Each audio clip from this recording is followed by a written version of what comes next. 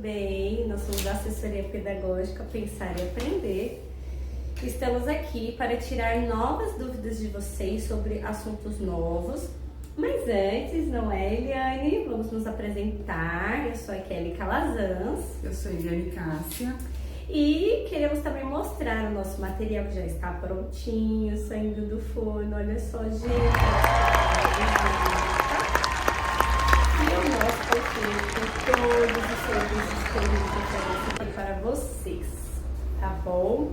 Logo, logo a gente põe a fotinho aí no Instagram, nas outras redes sociais, para vocês terem acesso.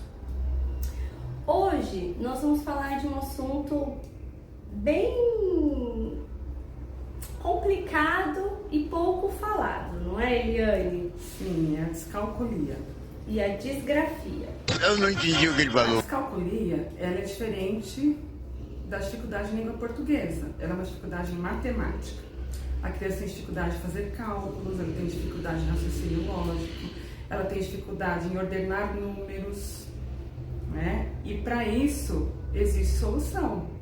A criança tem que ser acompanhada por psicopedagogos, né? Tem que ter uma rotina diferente, porque isso pode trazer problemas para ela também no futuro, em solucionar problemas, porque a gente usa a matemática para solucionar problemas, para ter um raciocínio lógico, né? E isso também pode afetar a vida da criança. Verdade. Então é importante algumas atividades para fazer com essa criança.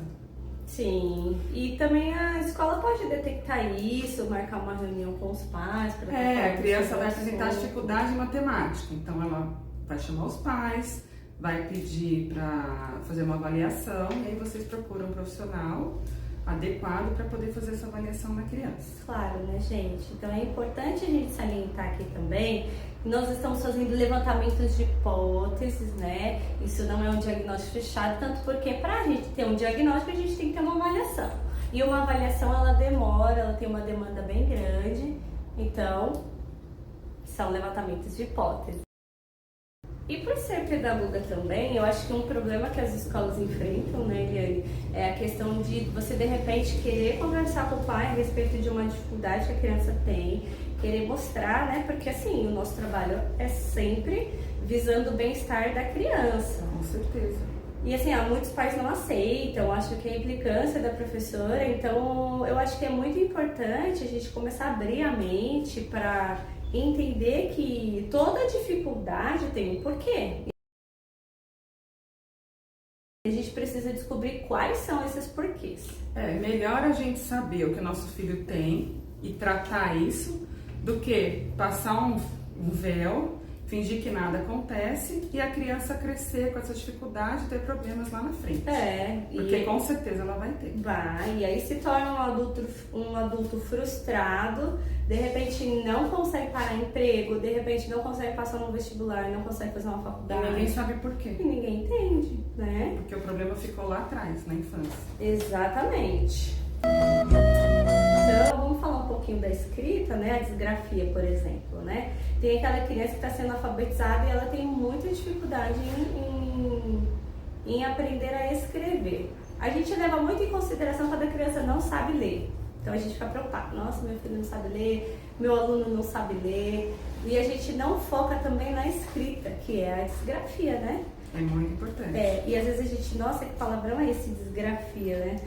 É o simples ato de não conseguir escrever. Ela não compreende um texto, ela não escreve, não sabe que letra usar, né? Então, não consegue bastante segurar ruim. corretamente no lápis. Tem muitos profissionais que ficam em dúvida entre posso segurar na mão da criança, posso intervir ou deixa a criança livre.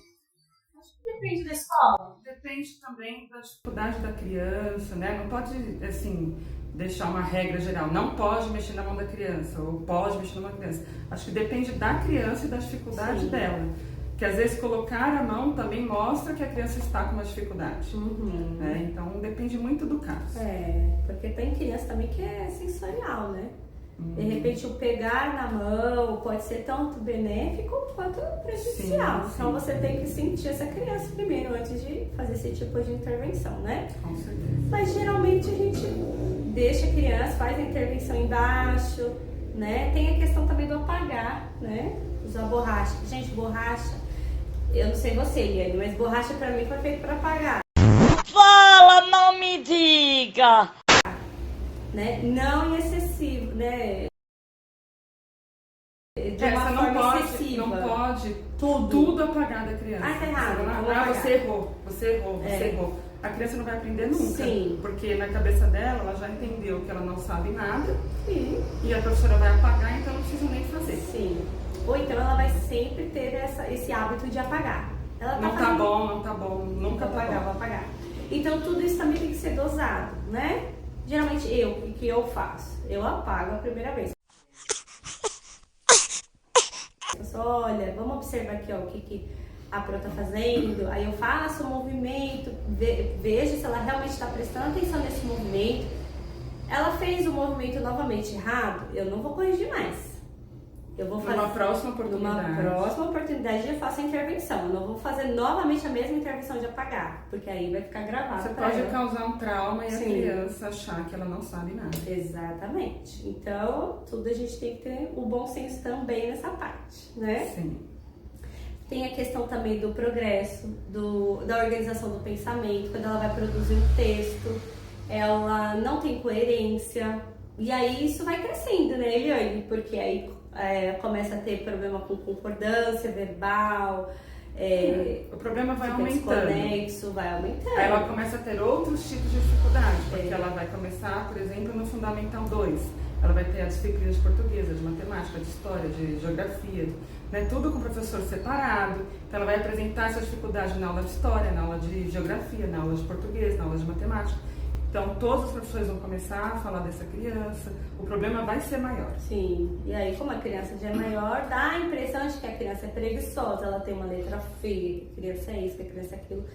E não é, ela só tinha uma dificuldade que não foi sanada ao longo desses anos, e ela foi só piorando, né? Isso é importante quando os pais forem chamados na escola, ouvirem atentamente, aceitarem aquilo Sim. e fazer um diagnóstico. Não significa que a criança tenha algum Sim, problema, pode ser que não. mas só vai saber se for feito um diagnóstico e acompanhado direitinho. Sim, eu acho que uma outra questão também super importante é a questão do cansaço. Aquela criança que fica cansada quando tá escrevendo, né?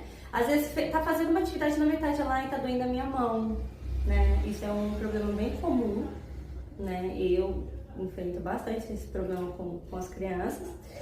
E eu vejo também que elas têm uma escrita bem forte, então ela força bastante a escrita, dá o cansaço na mão, ela quer parar, ela desanima, e aí vai perdendo o ânimo de fazer as atividades. Às vezes ela só está segurando o lápis da maneira incorreta. Sim, também. E aí, se você não observar, você não vai conseguir ajudar essa criança.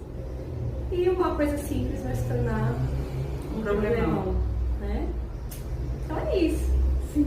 Espero que vocês tenham gostado. Qualquer dúvida, vocês mandem pra gente, que a gente faz um novo vídeo tirando a dúvida de vocês. E até a próxima, pessoal. Até mais. Tchau.